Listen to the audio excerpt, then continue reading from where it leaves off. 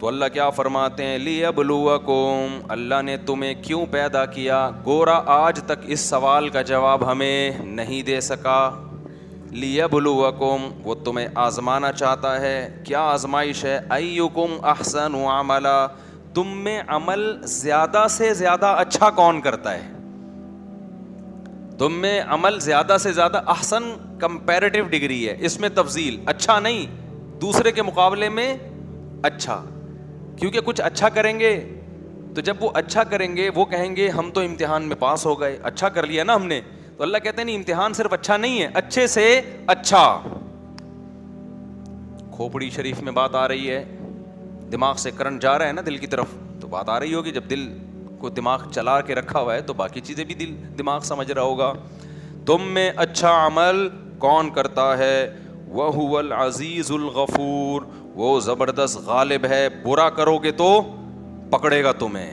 الغفور، اور اگر غلطی کر کے تمہیں احساس ہو گیا کہ میں غلط ٹریک پہ چل رہا ہوں، توبہ کرو گے تو وہ کیا کرے گا؟ معاف کر دے گا. تو میرے بھائی قرآن کی تو یہی دعوت ہے. ہم کتنے عرصے سے قرآن سن رہے ہیں تراویحوں میں، اب ختم ہونے کے قریب ہے. تو ایک ہی بات ہے، اللہ کہتے ہیں عمل کیا کر لو بھائی؟ ٹھیک کر لو، برائیوں کو چھوڑ دو. تم آگے چلتے ہیں. میں چاہ رہا ہوں یہ 29واں پارہ کا جلدی پورا خلاصہ ہو جائے. پھر اللہ نے اپنی ایک اور قدرت بیان کی. الذی خلق 7 سماوات طباقا، اس نے 7 مضبوط آسمان بنائے پے در پہ. ایک آسمان، پھر اس کے اوپر دوسرا آسمان، پھر اس کے اوپر تیسرا. ہم ابھی تک پہلے آسمان کو نہیں دیکھ پائے ہیں. کتنی بڑی کائنات ہے نا، جو سائنسدان بتاتے ہیں آدمی کی کھوپڑی گھومنا شروع کر دیتی ہے. اور یہ ساری پہلے آسمان کے نیچے نیچے ہے، پہلے آسمان کے نیچے. اس کے بعد کتنی بڑی چھت ہوگی جو اس سے بھی بڑی کائنات ہے اس کے اوپر. یعنی آپ اس، اور آسمان ایسے گول ہے، ایسے جیسے کھوپڑی میں دماغ رکھا ہوا ہے نا، ایسے ہی اللہ تعالیٰ نے ایک ناریل کی طرح پیک کیا ہوا ہے، اس کائنات کو پیک کیا ہوا ہے. اور قرآن سے بھی پتہ چلتا ہے انا لموسعون، ہم اس کو وسعت بھی دے رہے ہیں. تو پھیل بھی رہی ہے، یہ رکی بھی نہیں ہے. اب وہ پھیلنے کے انداز کیا ہے؟ آسمان پھیل رہا ہے یا آسمان کے اندر؟ لیکن بظاہر ایسا لگتا ہے کہ ہم آسمان ہی کا حجم بڑھتا جا رہا ہے. کیونکہ جب کائنات پھیل رہی ہے تو وہ جو اوپر خول ہے نا، اس کی مثال ایسے ہے جیسے پھلوں کے اوپر جو چھلکا ہوتا ہے نا، تو پھل کی گروتھ سے وہ چھلکا بھی آہستہ آہستہ کیا کرتا ہے؟ گرو کرتا ہے. ہمارے اوپر ایک کھال ہے نا، ہم جب بڑے ہوتے ہیں تو ایسا کبھی دیکھا کہ ہم بڑے ہو رہے ہیں، کھال وہی ہیں، ہماری اسکن وہی ہے، تو ہم تو عجیب سے ہو جائیں گے نا، پھنس جائیں گے اس کے اندر. ہمارے ساتھ ساتھ ہماری اسکن بھی بڑی ہوتی ہے. تو والسماء بنیناہا بأید وإنا لموسعون، قرآن کہہ رہے ہیں ہم نے بہت طاقتور آسمان بنائے ہیں اور ہم کیا کر رہے ہیں؟ اس کو پھیلا بھی رہے ہیں. تو یہ کائنات پھیل بھی رہی ہے، پتہ نہیں کہاں جا رہی ہے. کتنی بڑی کائنات اللہ نے بنا دی. آگے اللہ تعالیٰ فرماتے ہیں ما تری فی خلق الرحمن من تفاوت، اے مخاطب تو رحمان کی بنائی ہوئی چیزوں میں کوئی عیب نہیں دیکھے گا. یہ بھی اللہ کے وجود کی، اس کی قدرت کی بہت بڑی دلیل ہے. ہر چیز میں ایک الگ ہی مینجمنٹ، ہر چیز میں. ایسا لگتا ہے اس سے بہتر اس کو بنانا ممکن تھا ہی نہیں. پرندوں کی چونچیں دیکھ لو خالی آپ. کچھ پرندوں کی چونچ کیسی ہوتی ہے؟ مڑی ہوئی.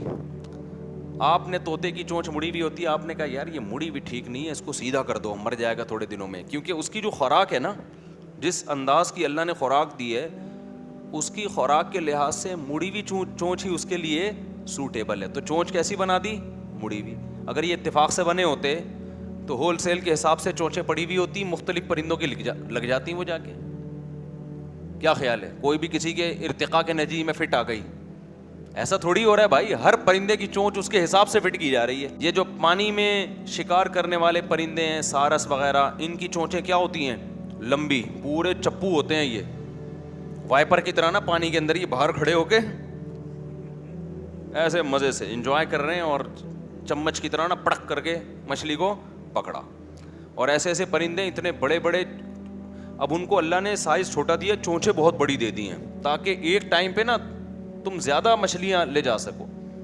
اب وہ کئی مچھلیاں لے کے نا اپنے ادھر یہاں منہ میں جمع کرتے رہتے ہیں, پھر حسب توفیق جب ان کو فرصت ملتی ہے آرام سے ایک ایک مچھلی چبا کے کھاتے ہیں.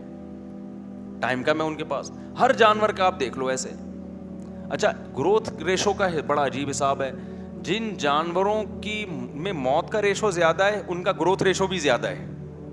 جن جانوروں میں موت کا ریشو کم ہے ان کا گروتھ ریشو بھی کم ہے. مچھلیاں ہزاروں پیدا ہوتی ہیں. اب آپ ایک صرف سمندر کی مثال دیکھیں نا, میں آگے چلتا ہوں. دیکھو سمندر میں جو مچھلیاں ہیں نا, ہزاروں, ایک مادہ سے ہزاروں مچھلیاں پیدا ہوتی ہیں. اگر سمندر کی مچھلی کی جو ماں ہے نا, بچوں کی ماں, وہ بچوں کو ایسے پالتی نا جیسے مرغی اپنے چوزوں کو پالتی ہے, سمندر میں پاؤں رکھنے کی جگہ نہیں ملتی. اتنا گروتھ مچھلیوں کی بڑھ جاتی کہ مچھلیوں نے سمندر کی ساری مخلوق کو ختم کر دینا تھا. جتنی گرینری سمندر کے اندر, پودے مودے سب ختم, مچھلیاں ہی ہوتی اور پانی ہوتا. اور تھوڑے دنوں میں جب ساری غذا ختم ہو جاتی سمندر کی, یہ خود بھوک سے مر کے ختم ہو جاتی. اللہ نے کیا نظام بنایا, ہزاروں بچے پیدا ہو رہے ہیں لیکن ماں ان کو پالے گی نہیں بلکہ ان کی دشمن ہے. پیدا ہوتے ہی کھانا شروع, ٹک ٹک ٹک, 4-6 بچ گئے, یہ ان کی قسمت ہے. گروتھ ریشو قدرت نے کیا بولو, خود ہی کنٹرول کر لیا. سانپ ہزاروں انڈے دیتی ہے نا مادہ اس کی, اور بچے بھی کتنے پیدا ہوتے ہیں, لاکھوں انڈے دیتی ہے, بچے سانپ کے ہزاروں پیدا ہوتے ہیں. ماہرین کہتے ہیں اگر سانپ کے بچے سانپ کی مادہ دشمن بن کے کھانا نہ شروع کر دے نا, تو ریگستانوں میں, صحراؤں میں سانپ ہی سانپ نظر آئے آپ. اللہ نے نظام ایسا بنایا, جب بچے نکلتے ہیں تو ماں ڈائن بن کے ان بچوں کو بولو کھانا شروع کر دیتی, کھا کے ختم. 2-4 بچ کے نکل لیے تو وہ بڑے ہو گئے بس.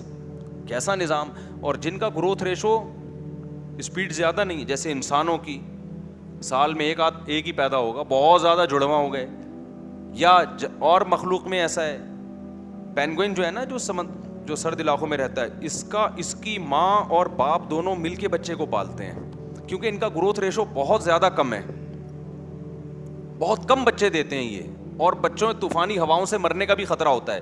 آپ ڈاکومنٹری دیکھیں, یہ اتنی محنت سے بچوں کو پالتے ہیں کہ اتنی محنت سے انسان نہیں پال رہا ہوتا اپنے بچوں کو.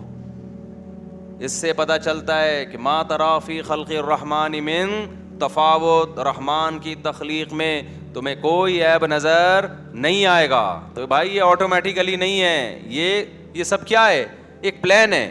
آپ کہہ سکتے ہیں بھائی ہم تو دیکھتے ہیں بارشیں جب برستی ہیں بعض دفعہ اتنی برس جاتی ہے کہ پورے شہر تباہ ہو جاتے ہیں, اور بعض دفعہ برستی نہیں ہے, نل کے کھولو تو پانی نہیں آ رہے, اس میں پانی نہیں ہے بھائی, ڈیم خالی ہو گئے. تو اگر رحمان کی اس تخلیق میں مینجمنٹ ہوتی تو بارش بڑی تمیز سے ہوتی. کیا خیال ہے, جب پانی کی ضرورت ہوتی بارش ہوتی, جب ضرورت ختم ہو جاتی بارش ختم. تو یہ بھی ملحد لوگ اعتراض کرتے ہیں. خوب سمجھ لو, مینجمنٹ ہماری عقل کے مطابق نہیں ہوگی, مینجمنٹ ہے مگر کس کے, اللہ کے مطابق ہوگی. وہ اسی کو مینجمنٹ سمجھتا ہے, تاکہ لوگ حادثوں سے بھی ڈرتے رہیں, تاکہ لوگ خدا کی طرف توجہ بھی کرتے رہیں. بھائی قحط بھی پڑ سکتا ہے تو خدا سے مانگو, زلزلے بھی آ سکتے ہیں, وہ تباہ بھی کر سکتا ہے.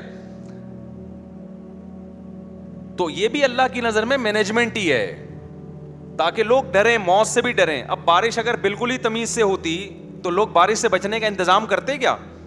اس لیے اس نے یہ جو ہوتا ہے نا حادثاتی موت ہو گئی, بندہ اچانک مر گیا, یہ وبائیں آ گئیں, موت کا ریشو بڑھ گیا, یہ بھی اسی مینجمنٹ کا ایک حصہ ہے, تاکہ انسان اتنا بے سکون ہو کے زندگی نہ گزارنا شروع کر دے کہ اب وہ احتیاطی تدابیر بھی اختیار کرنا چھوڑ دے اور ہر طرح کی فکروں سے آزاد ہو جائے. ہم یہ دیکھتے ہیں کہ کہیں تھوڑی سی بھی مینجمنٹ مینیجر کے بغیر نہیں ہوتی, جبکہ اس کائنات میں تھوڑی نہیں ہے, بہت زیادہ مینجمنٹ ہے. جو آپ کو, اور جو تھوڑا سا لگ رہا ہے کہ یہاں مینجمنٹ نہیں ہے, وہ آپ کو لگ رہا ہے, حقیقت میں ڈیپلی جب آپ غور کریں گے تو اس میں بھی کوئی نہ کوئی